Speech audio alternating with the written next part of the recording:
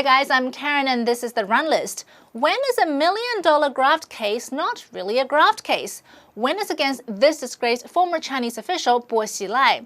Now, if you follow Chinese politics, you may have heard of him. He was all over the news last year after his political career ended in disgrace and scandal. After months of speculation, he's just been charged with bribery, corruption, and abuse of power. But the thing is, the most serious allegations that have been made against Bo Xilai probably won't feature much in the news, because the whole thing, like I said, is about much more. You see, Bo Xilai was involved in really murky things. Before he was the Communist Party secretary of Chongqing, a megacity in southwestern China, he had a short run as China's commerce minister, but he made his name before that when he was in charge of Liaoning Province. How did he get in such good graces with his higher-ups? Well, amongst other things, Bo carried out the orders of this former Chinese leader, Jiang Zemin, to the T. In particular, Jiang's obsession with trying to stamp out the tens of millions of Chinese people who practiced Falun Gong. Bo Xilai was all behind this campaign. While he was the governor of Liaoning, he oversaw a massive upgrade of the province's labor camp system. Now, these are places where police can send people without trial. If they're lucky, they're turned into slave labor. If they're unlucky, they will be severely tortured and killed. And which province has sent the largest number of Falun Gong practitioners to these labor camps? Yep, Liaoning Province. The Masanjia labor camp there has earned a name as Hell on Earth, with women inmates reporting about horrific abuses they suffered.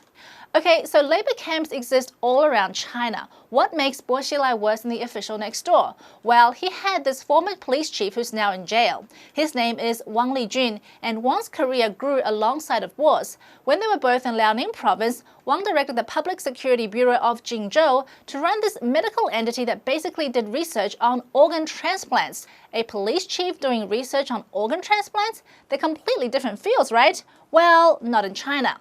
In the 80s, the Chinese regime admitted that they harvest the organs of executed prisoners, and more recently, they've admitted that this is the main source. When Wang ran this medical group, he won an award in 2006, and when he accepted that award, he proudly claimed that he oversaw several thousand intensive on-site cases of organ transplants. That is a lot of organs for a city-level medical research center to get their hands on, especially considering that Chinese people don't normally agree to donating their bodies. So where did he get the organs?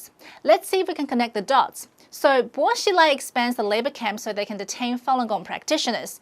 Many of the Falun Gong practitioners refuse to give their names to protect their families and friends. Bo Xilai's right-hand man, Wang Lijun, needs a lot of bodies to carry out his organ transplant research. Could these unnamed practitioners be a potential source? Well, according to independent researchers, yes.